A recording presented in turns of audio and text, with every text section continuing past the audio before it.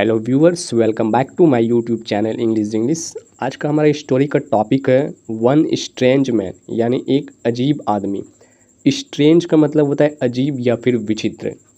इस स्टोरी की मदद से आप इंग्लिश को बोलना, लिखना और समझना समझेंगे। तो चलिए हम स्टोरी को शुरू कर लेते हैं। देखिए, पहला सेंटेंस है a man went to a fruit shop. एक आदमी वेंट यानी गया। वेंट का मतलब होता है गया। ठीक है, ये गो का वर्ब टू है वेंट यानी गया। एक आदमी कहाँ गया? To a fruit shop. Fruit shop का मतलब होता है फल की दुकान पर गया। एक आदमी फल की दुकान पर गया। ही इंस्पेक्टेड, उसने जांच पड़ताल किया, उसने निरीक्षण किया। वह जब फल की दुकान पे गया तो ही इंस्पेक्टेड, उसने जांच पड़ताल किया। क्या चीज़ के लिए? डिफरेंट फ्रूट्स, अलग अलग फलों की दुकान पर जाकर उसने पूछा उसके प्राइस को। ठीक है, उसके कीमत को। जब वो आदमी दुकान गया तो तरह तरह की दुकान पे जाके वो प्राइस पूछा कि फ्रूट्स किस भाव में मिलता है। He bought 1 kg of the costliest grape, उसे 1 kg सबसे कीमती अंगूर खरीदना था। बाउट का मतलब खरीदना होता है, बाय का सेकेंड वर्ब है बाउट। कॉस्टलीस्ट ग्रेप्स यानी सबसे कीमती अंगूर उसे खरीदना था। तो फिर देखिए आगे स्टोरी में क्या होता है। आगे है व्हेन ही स्टार्टेड, जब उसने शुरू किया। मूविंग अवे मतलब चलना जब शुरू किया। द शॉपकीपर, शॉपकीपर दुकानदार के दुकान से जब कीमत पूछ के वो चलना शुरू किया। आस्क्ड फॉर द प्राइस, उसने प्राइस के बारे में पूछा। तो ही रिप्लाइड, उसने जवाब दिया। क्या दिया? That he had no money, कि उसके पास कोई पैसा नहीं है। जब दुकानदार ने पूछा कि आपको लेना नहीं, तो उसने बोला कि मेरे पास पैसे नहीं है। The shopkeeper reduce the price, फिर दुकानदार ने उस प्राइस को कम किया। रिड्यूस का मतलब होता है कम करना। एंड आस्क्ड हिम, और उससे पूछा टू पे, और उससे पे करने के लिए, वो जो अंगूर ले रहा था वो देने के लिए उसे बोला। He gave the same answer, उसने फिर वही सेम आंसर दिया कि he had no money, I had no money, कि उसके पास पैसे नहीं है।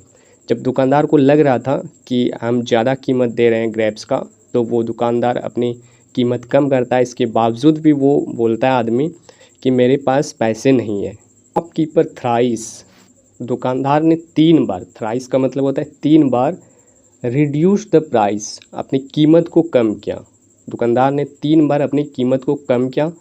बट द मैन, लेकिन वो जो आदमी था, गेव द सेम रिप्लाई, वो जो आदमी था सेम रिप्लाई दे रहा था कि आई हैड नो मनी, मेरे पास पैसे नहीं है। That he had not money, कि उसके पास पैसे नहीं है।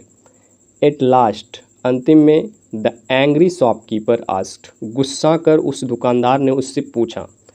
If you have no money, जब तुम्हारे पास पैसे नहीं हैं, देन तब, why did you talk the costliest grapes, जब तुम्हारे पास पैसे नहीं है तो तुम इतने कीमती अंगूर क्यों लेना चाहते हो? ऐसा दुकानदार ने पूछा, क्योंकि वो बार बार बोल रहा था कि मेरे पास पैसे नहीं है। लेकिन वो निकला था अंगूर खरीदने के लिए, बार बार बोल रहा था कि मेरे पास पैसे नहीं है। तो दुकानदार ने गुस्से से पूछा कि जब तुम्हारे पास पैसे नहीं है तो तुम इतने कीमती अंगूर क्यों लेना चाहते हो?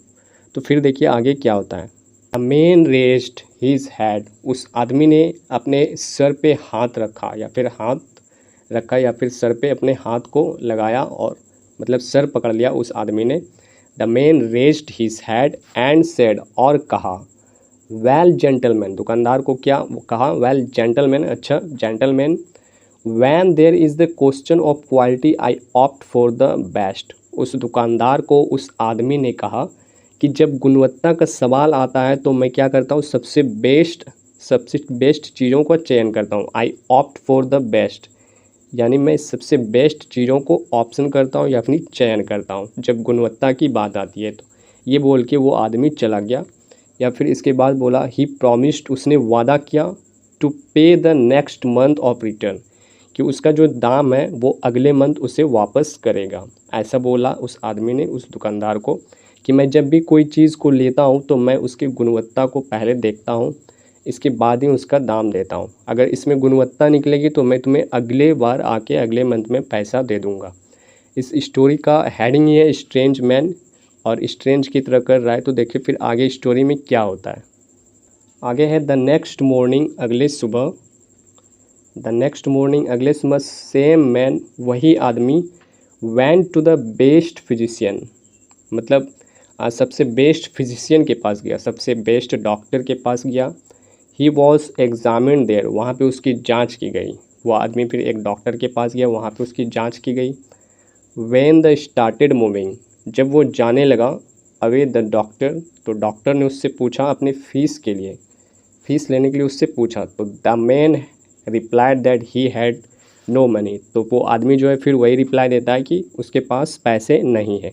द हम्बल डॉक्टर, वो विनम्र डॉक्टर, रिड्यूस्ड हिज फीस, अपनी फ़ीस को कम कर दिया, बाय हाफ, आधे कर दिया, अपने जो दाम फीस जो था उसका आधा कर दिया। एंड आस्क्ड हिम टू पे, और उसे अपनी पैसे देने के लिए बोलने लगा।